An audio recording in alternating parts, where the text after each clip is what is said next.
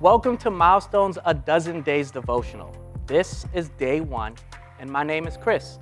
And today's lesson is don't skip the genealogy. This is the genealogy of Jesus, and it's found in the first chapter of the book of Matthew. And if you want to, you can read all the way to verse 17, but today I will be looking specifically at verses 1 and 2. And it reads, "This is the genealogy of Jesus, the Messiah, the son of David, the son of Abraham. Abraham was the father of Isaac, Isaac the father of Jacob, Jacob the father of Judah, and his brothers." And let's be honest, at first glance, Jesus' family tree is kind of boring to us. You usually skip it, don't you? Or maybe you've never even read it before.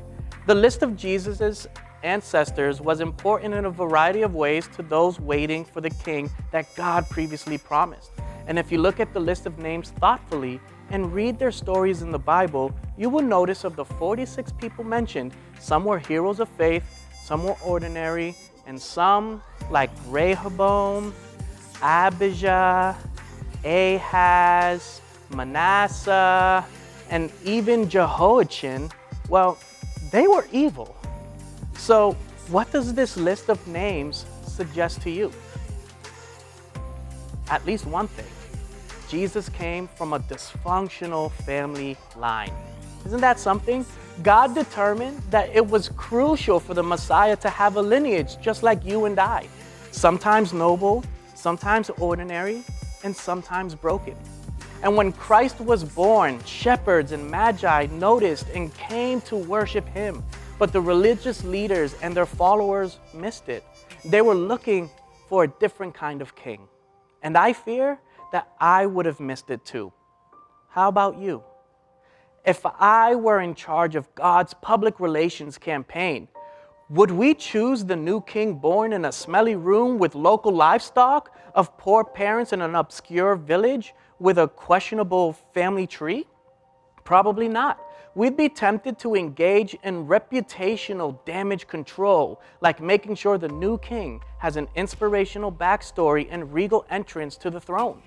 But that is not what God wanted. And good thing we're not in charge of the Lord's PR.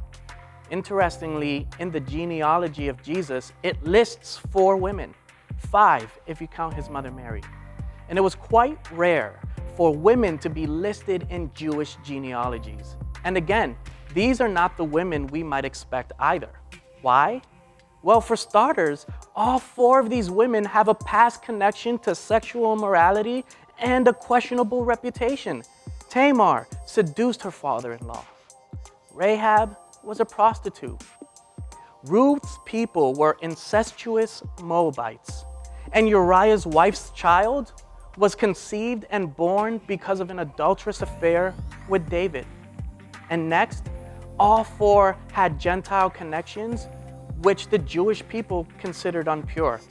And can you see that when the Messiah bursts into the story of humankind, the Almighty shook up all preconceived notions of righteousness? Nothing will limit God from saving his people. Gender, race, and perceived righteousness have no bearing on his saving grace. It's not who we are, but who he is.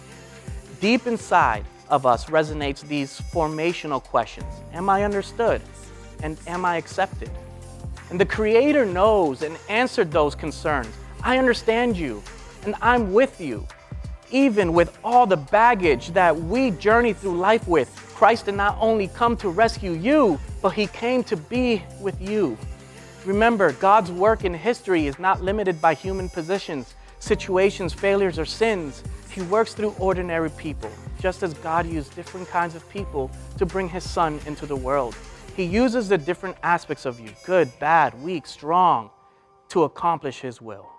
So, what's your weakness, real or perceived, that God has overlooked? So now you need to overlook it too. I want to wish you a Merry Christmas.